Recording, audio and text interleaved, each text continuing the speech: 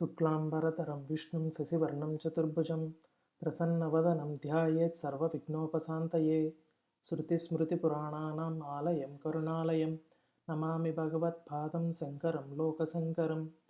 వాగర్ధావివ సంపృక్తో వాగర్ధప్రతిపత్తయే జగతః పితరో వందే పార్వతీ పరమేశ్వరౌ. శ్రీ శివమహాపురాణం. శివుడు ప్రత్యక్షమై విష్ణువుని అనుగ్రహించుట.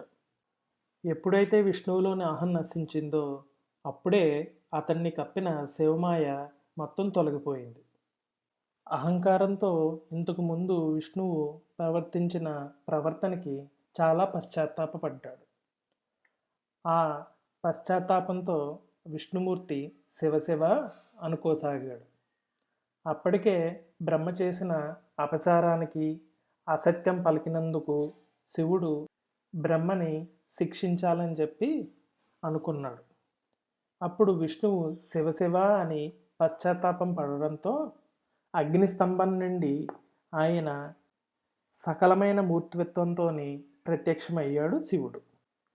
శిఖలోని జాబిల్లి అంటే చంద్రవంకతోని, నీలకంఠంతోని, నాగాభరణాలతోని, త్రిశూలంతోని, ఇంకొక చేయిలోని అభయముద్రతోని, పులి చర్మం కట్టుకొని సాక్షాత్కరించాడు శివుడు.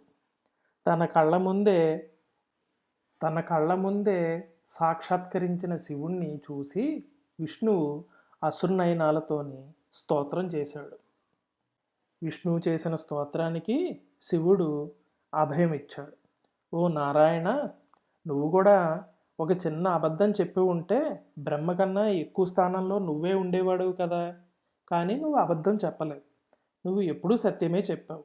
నువ్వు సత్యాన్ని విడవకపోవడం నన్ను చాలా ఆనందింపచేసింది.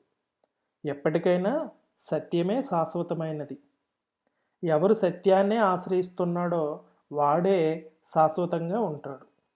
ఇక్కడ నుంచి ఊర్ధ్వలోకాలు కానీ, మధ్యమలోకాలు కానీ, అధోలోకాలు కానీ అన్నింట నాకు ఎటువంటి పూజలు అందుతున్నాయో, ఉత్సవాలు అందుతున్నాయో అలాగా నీకు కూడా అన్ని రకాలైన పూజలు, ఉత్సవాలు నీకు కూడా చెందుతాయి.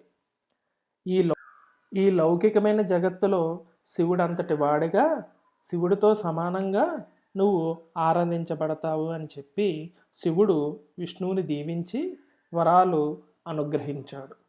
శివాయ నమః.